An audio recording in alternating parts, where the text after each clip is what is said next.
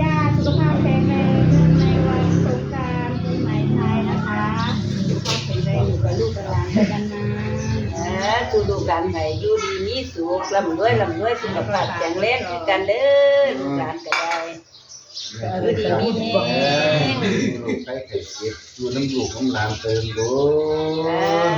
ดูลูกหลานก็อยู่ดีมีแฮง ให้แม่เกิดทางน้ำ อยู่ดีมีแฮง ตามคิวตามคิวตามคิว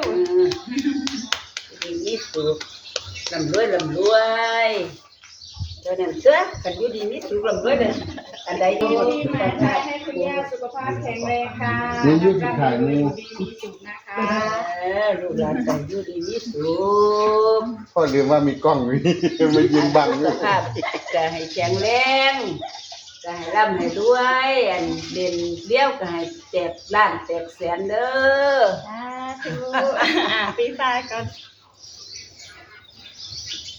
ขออนุญาตสุขภาพร่างกายแข็งแรง แจกโบนัสการเกษตร โอ้ยหลานเกิดมาเป็นแข็งแรงสุขภาพแข็งแรงเป็นคนหูเด้อยามนี้เท่าใดยามก็สิให้ลูกให้หลานเบิดนั่นล่ะ เข้าใจพูดใช่ไหมพ่อเดี๋ยววันนั้นกันจะเสียพูดเองอยู่ที่ไหน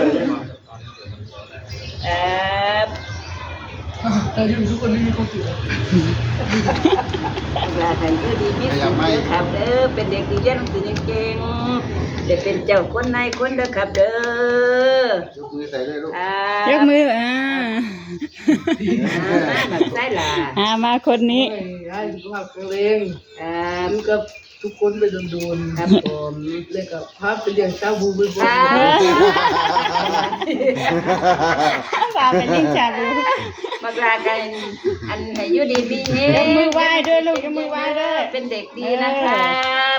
ลุงป้าเว้าหยังก็ให้เว้าให้ฟังความเด้อเป็นเด็กดีอย่าลืมครูเด้อครับเด้อ ข้าไปเลี้ยงข้าไป พาไปเลี้ยงชาบู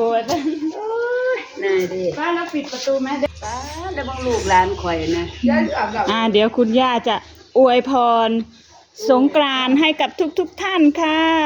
โอ้ยลูกหลานกับมันหมดรดน้ำดำหัวให้ก็ให้ลูกหลานสุขภาพแข็งแรงอยู่เย็นเป็นสุขเบิดสุขผู้ทุกคนเด้อเบิ่งผู้ล่ะอันลูกหลานอันปลูกพืชหวังผลพนาหลานข่อยว่าหลานแท้ใหญ่ข่อยว่าปลูกพืชหวังผลเดี๋ยวมันก็สิงอกเงยลูกหลานก็สิได้ผลล่ะคือเพิ่นว่าน่ะเด้อ